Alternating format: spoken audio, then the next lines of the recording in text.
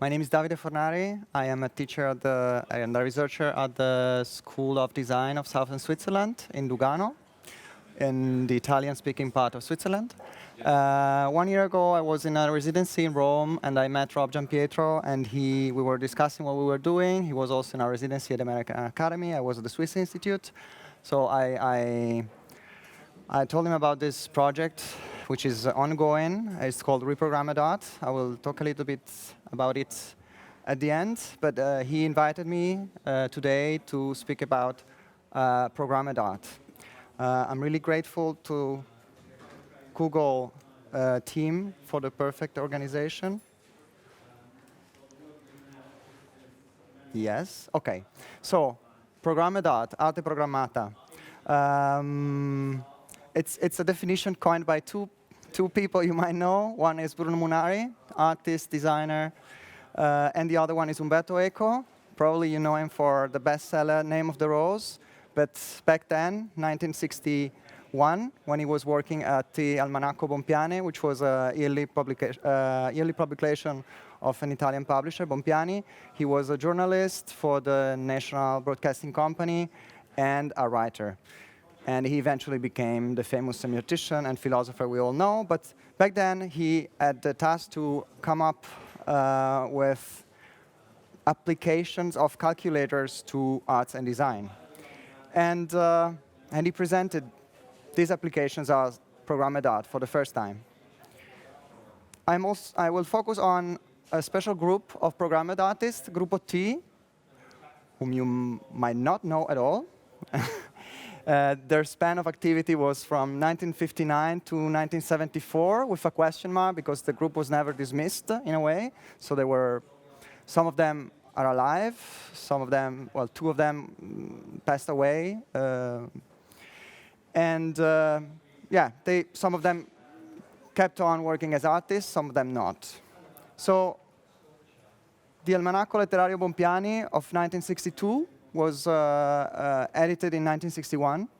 As you can see on the cover, the background image is provided by the Italian branch of IBM. The graphic design is by Bruno Munari. On the top row, you have a perforated ribbon. Then you have the title. And then, last row, you have a programmed graphic by Gianni Colombo. Well, let's see some of the spreads from the final part, which was the result of a dramatic consultation between Munari and Eco. Because Eco turned to Munari, who was the graphic designer of the book, saying, hey, we have programmed literary work, the Tristano, which was made up of excerpts of our text that were mixed up in different copies by Nanni Balestrini, but we have nothing for visual. And Munari was like, well, I think we can go to this group of very young artists and see if they have something for us. And around December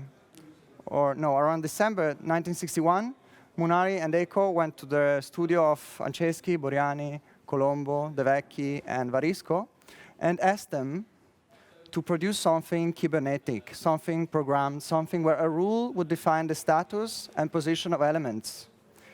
The only problem is that they could do it, of course, but they didn't have the technology to make it. So what you see here, left to right, top to bottom, it's a pattern of dots on a square and triangular grid, but it's made by hand. It's not algorithmic.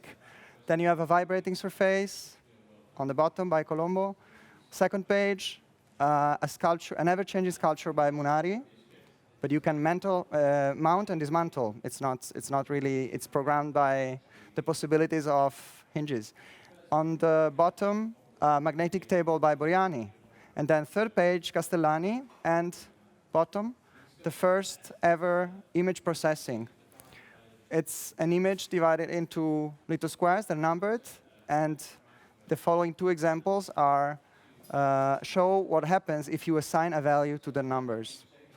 And then last page, again, on top, a series of elements programmed according to these metrics on the right. A sculpture, a kinetic sculpture that we will see later. And on the bottom, the table for liquid possibilities by Anceschi. basically a painting made of colored liquid that is pumped inside a small plastic pipe. So who were they? That's their first manifesto, written in 1959, published in early January 1960 as a poster for their first exhibition at Galleria Pater in Milan, 15 January 1960. They're just four back then. Anceschi, Boriani, Colombo, and De Vecchi. Grazia Varisco will join later. Their idea is that what we see, all the phenomena, are just a relation of space and time should be an ingredient of artworks. And in this poster, they were pointing at several artists as their masters. One of them is Enrico Bai, not so famous. Then Lucio Fontana, the Cats. Then Piero Manzoni, Artist Shit. You should probably know that piece. Bruno Munari, of course, and Tanguy. And the crazy thing is that for this exhibition, they basically invited these masters to send a work. And Tanguy and all of them, all of these masters, just sent via post a work to put on the show.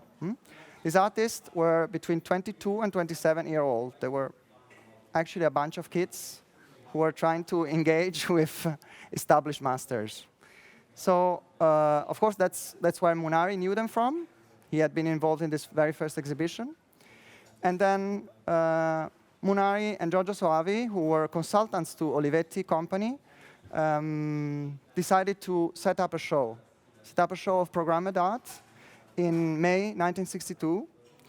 Riccardo Musatti was the head of advertisement of Olivetti, which was quite a powerful branch of the company with a crazy budget. And this is how he describes his visit to the studio of Anceschi, Boriani, Colombo, and De Vecchi. Each of the young artists extracted from a mountain of wires and little boxes the presentable piece, the one in best shape. It was a delicate confusion befitting the youth of the artists. And this, I wouldn't say delicate, it was a total confusion, as you will see from this video, which was financed by Olivetti to promote the exhibition. When art is alive, it changes its means of expression for adapting every time to the ever-changing sensitivity of humankind. The music score is by Luciano Berio, who was an avant-garde figure of electronic music. The first part is filmed at the studio of Anceschi and Boriani.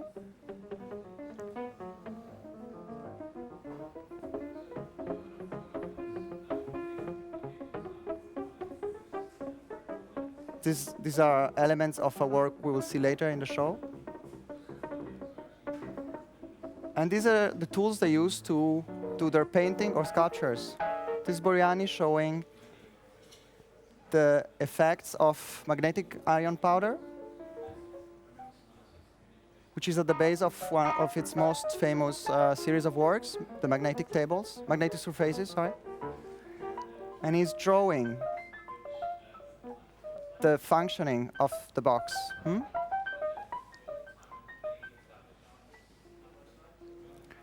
Basically, there are pairs or tripods of magnets mounted on motors that are rotating, but they're hidden by a black screen. And what you see is the reproduction of a natural phenomenon of magnetism on metals.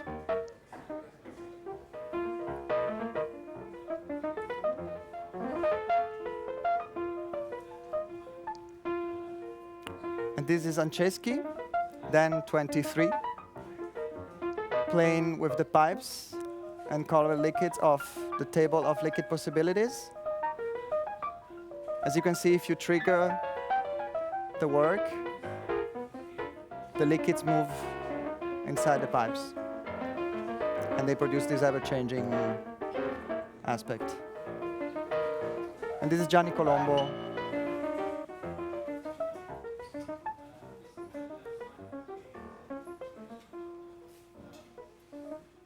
As you can see, they are showing their tricks, which is quite an unusual thing. They're showing how they work in their studio, how they experiment, which is not so common in arts. And then the documentary goes on giving a guided tour of the exhibition Arte Programmata, Programmed Art, at the Olivetti showroom, Galleria Vittorio Emanuele, Milan. It doesn't exist anymore. Most probably it's a Prada shop or a McDonald's. But back then was the center of the cultural life. These are us, the audience. In the tradition of research of new means of visual communication, the advertisement office of Olivetti is happy to present this documentary on the first exhibition of Programmed Art, curated by Bruno Munari and Giorgio Soavi at the Olivetti showroom.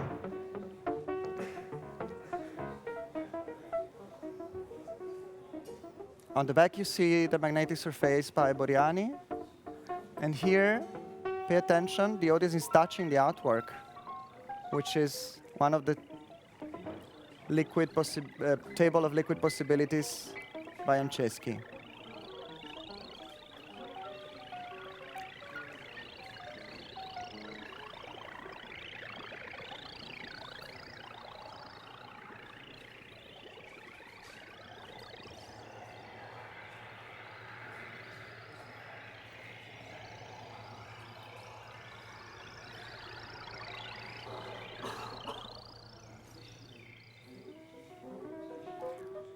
On the back, a work by Mari, and on the here, the fluid structuration by Gianni Colombo. It's just a ribbon that is pulled out and sucked in by a motor in the pedestal and produces this ever-changing configuration.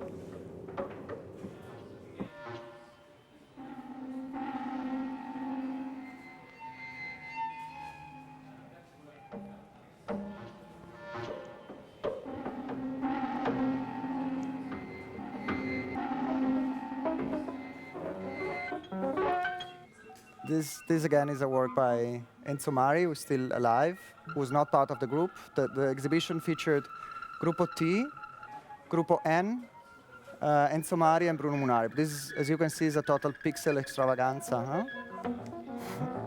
Again, now you can see how the works by Boriani really works.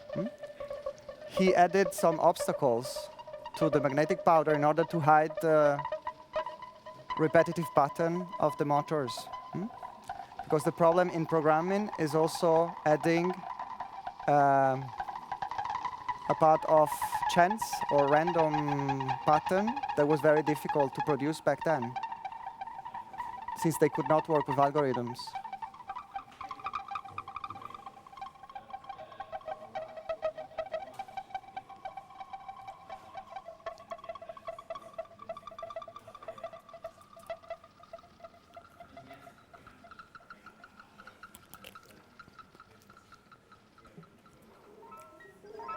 This is a work by Munari inspired to the Japanese packaging for eggs. It's a column of spheres. There's just a motor on the base, slowly rotating, and each sphere rotates on the lower one. And they're held together by 3 pieces of glass, which you basically don't see.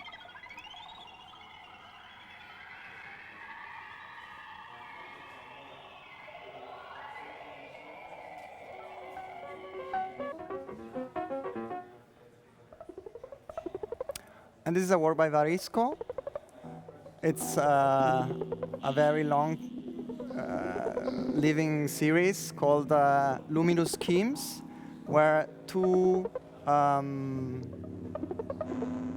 glass surfaces with a hatch pattern are slowly rotating. One is fixed, the other is mirrored, and is slowly rotating to produce this, in a way, mesmerizing effect where you try to understand when the pattern is repeating, but you never get this point. And this is a work by Gabriele De Vecchi called URMNT. It's based on the effect of Moiré, which basically gives a 3-dimensional effect to something that is perfectly still, because this perforated metal sheet is still, and what is moving is the white background, which is triggered by a motor on the background.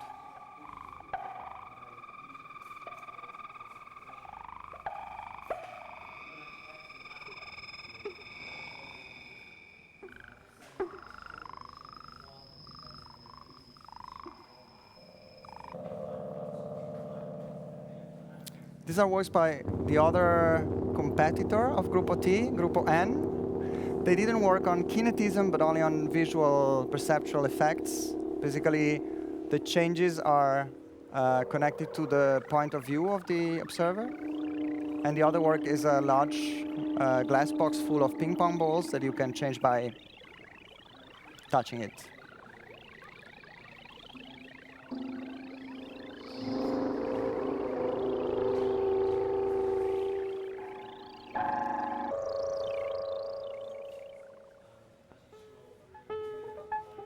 This is the work whose elements we were seeing at the beginning of the film.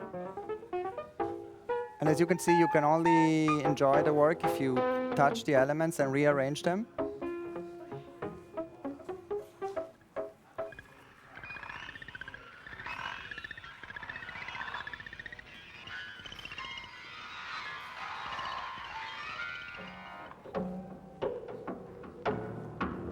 And again, these are the members of Gruppo T playing with a work by Gruppo N, where silk-screened glasses produce patterns by simply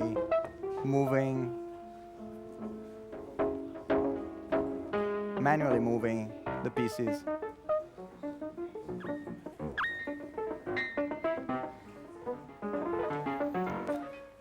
So these are all the artists involved. And now the point is why Olivetti was interested in programmed art. So let's give some context. On the left, Camillo Olivetti, the founder. On the right, Adriano Olivetti. Camillo was an electric engineer of Jewish descent. He founded the CGS, centimeter gram second, factory for precision instruments in 1908. And he eventually moved to typewriters. Already in the 20s, he realized the importance of advertisement, and he intercepted Italian visual artists and hired them for designing posters. On the left, a poster from 1912 for the very first typing machine, where Dante, the national poet, is pointing at a machine. Use this. And on the other side, Marcello Dudovic, 1928, where you have a more usual scene that will go on in the, let's say, iconography Olivetti, young secretaries using typewriters. But Adriano Olivetti, in the 1930s, started to engage himself in the company. He had 2 long travels, one in the US, where he understood the importance of Taylorian model and in organizing efficiency in the factory, and one in the USSR. And after the travel to USSR, he decided that they needed an advertisement office. And this advertisement office intercepted the first techniques of advertisement and hired a person from the Bauhaus, Xanthi Schawinsky, who left in 1933 Germany because he was a Swiss designer from a Jewish family.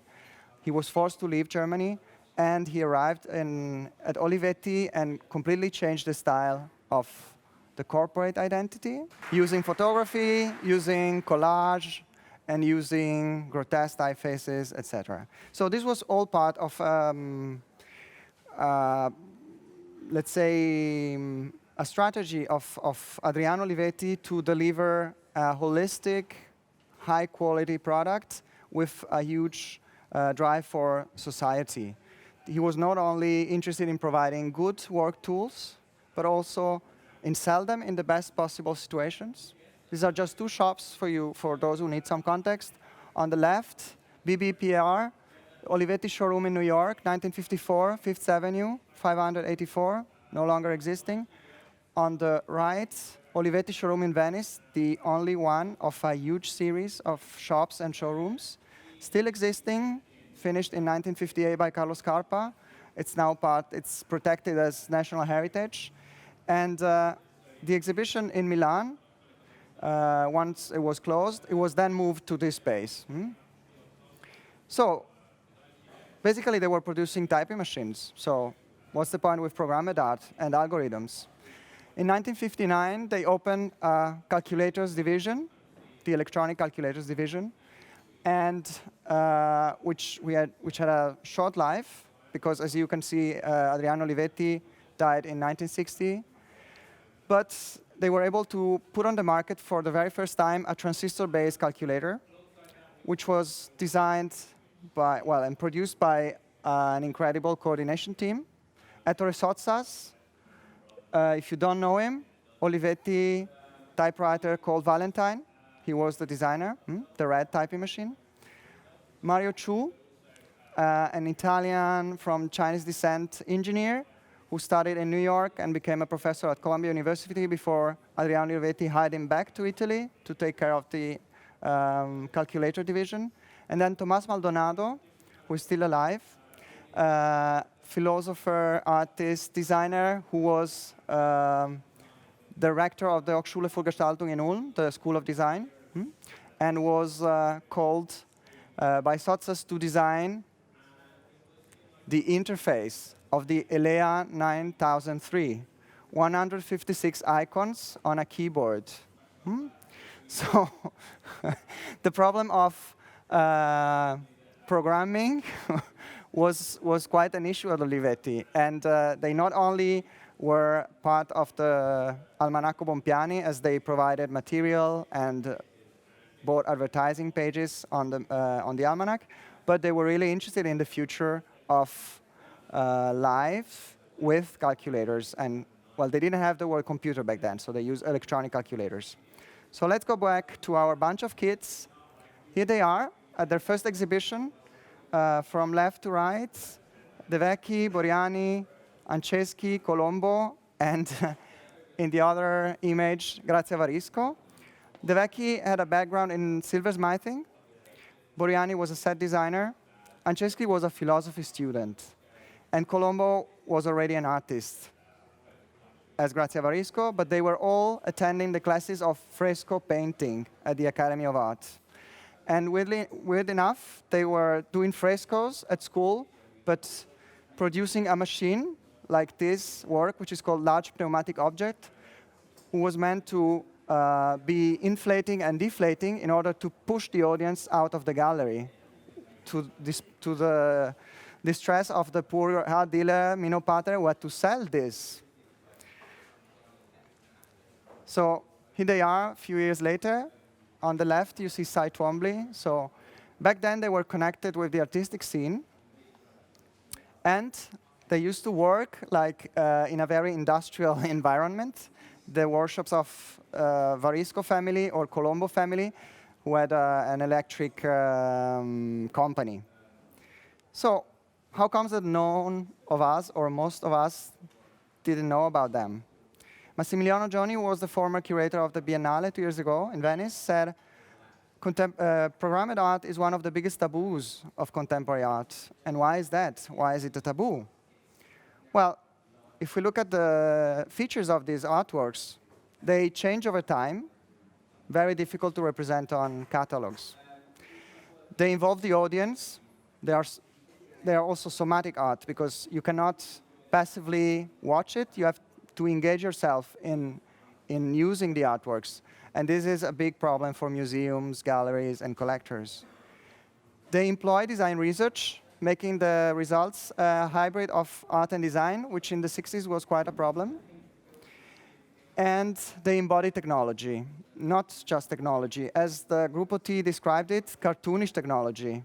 Anceschi said, we were like Donald Duck. Everything stopped working just before we were going to show it. So the problem of polishing the works was, in a way, solved by Olivetti, who helped them with their technical stuff to produce fully working prototypes that could resist the exhibition in Milan, then Venice, then Trieste, and then a long series of exhibitions in the US.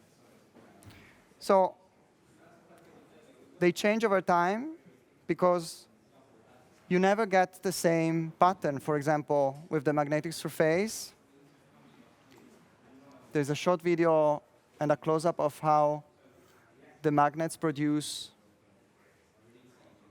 configuration of magnetic powder.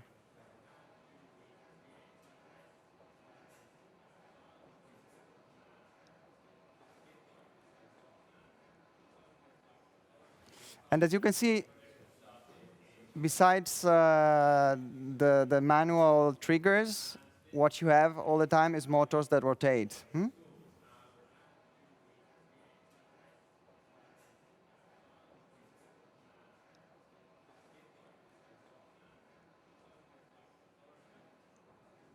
So let's see another artwork. The trichrome structure, 1964. It's a luminous device with different screens and 3 bulbs. Each bulb is covered by a jelly, red, green, blue. And the result of rotation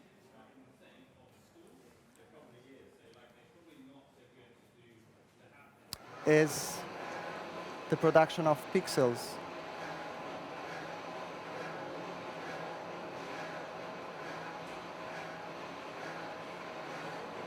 Several years ago, it was on the cover of Art Forum, and the big title was The Coming Back of Op Art.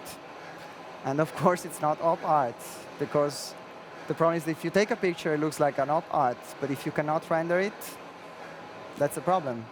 So this is a re-edition of the trichrome structure for the Museum of the 20th Century in Milan, authorized by the author.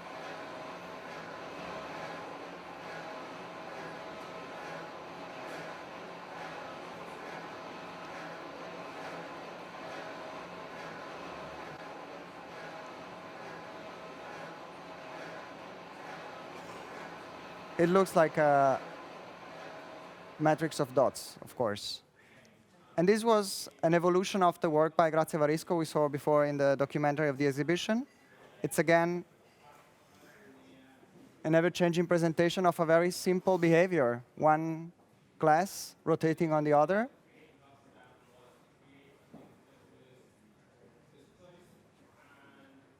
And a blue neon lamp in the background. So there were 2 lines of research. One was visual effects, and the other one was involvement of the audience. So when I talk about involvement of the audience, I refer in particular to this work, which is Scultura da prendere a calci, sculpture to kick at.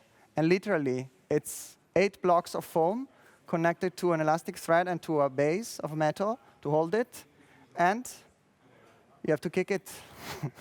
And if you don't kick it, basically, you don't understand the work. Of course, it was a mockery. They were making fun of contemporary arts back then. This was the same work on show at Fondation Tinguely in Basel last year. After 10 days, I went to visit it with the estate of De Vecchi. They already broke 2 versions. It's in permanent view at the Museum for the 20th Century in Milan, and they have a never-ending warehouse of spare parts, because basically it's broken every week. Again, the use of design research and design techniques. These were 5 works produced by the group for an exhibition at Galleria Danese. Danese is a producer of industrial design products. It's still there. For the Christmas exhibition, they asked Munari to do something special, and Munari, again, called Gruppo T and proposed them to make a small series, 9+1, of 5 traveling sculptures or adult toys that could embody kinetism, but without power, because they had to be very simple. So this is the only surviving series with a special packaging. They fit in a suitcase. And they were re-edited by Alessi in 2010, 50 years later, in a series of 100. Left to right, abstract video by Anceschi. The video is you move the work, and the viscous liquid produces a different configuration. Second one from left, optomagnetic turntable. It's a magnetic surface, but instead of having a motor, it has a wheel you have to turn to move the iron powder. Third work, the rotoplastic. It's a sculpture made of wood, and you have to squash it to get something. And then fourth work, the Miramondo. It's a kaleidoscope to watch the world. The walls inside are perfectly polished, and you see the world or another of the pipes repeated never-endingly. And last work is the one that was on the Almanacco Bompiani pages. It's called Semisferio Semidoppio. It's two halved ping-pong balls reflected by a mirror. And again, you have to squash it to see a perturbation of the order. So another work from the very first exhibition, Miriorama Uno. It's called Painting Made of Smoke.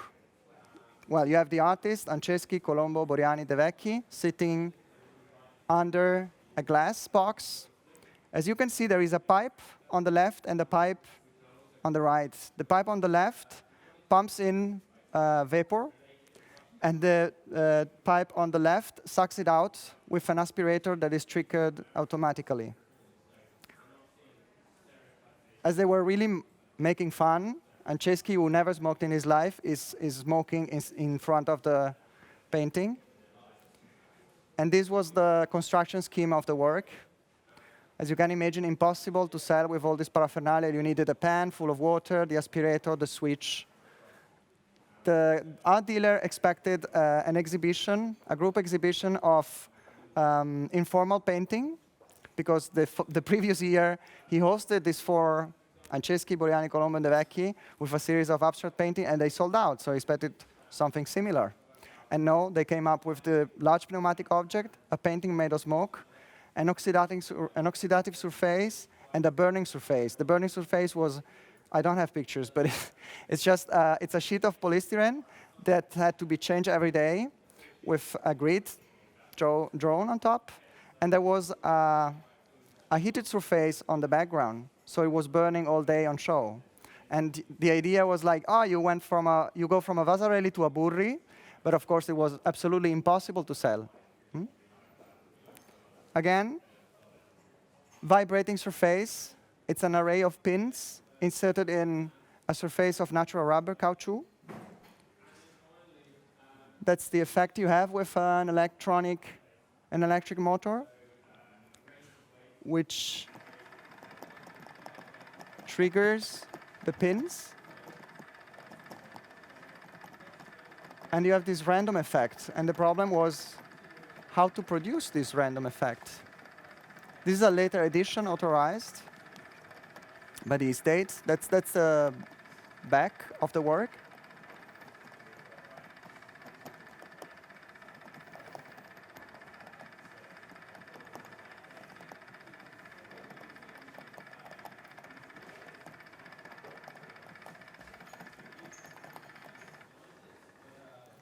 And this is an older version. It's manual. The trigger is manual. You have to pull it to get these effects. Now let me show you the algorithm on the back. Okay, to produce this random effect, they had to come up with creative solutions. So as you can see from all these works, the point is that they were imagining a future where we would have been engaged in a dialogue with machines. And we would have had to deal with these issues. I would like to end with a sentence by the catalog of this programmed art exhibition. The essay by Umberto Eco was called The Form of Disorder, or The Shape of Disorder. And he says, I don't know how it does it, but it has always been art that has first modified our way of thinking, seeing, and feeling, long before, even 100 years before at times, anyone understood why this was even necessary. So they imagined that, but of course, they were very young.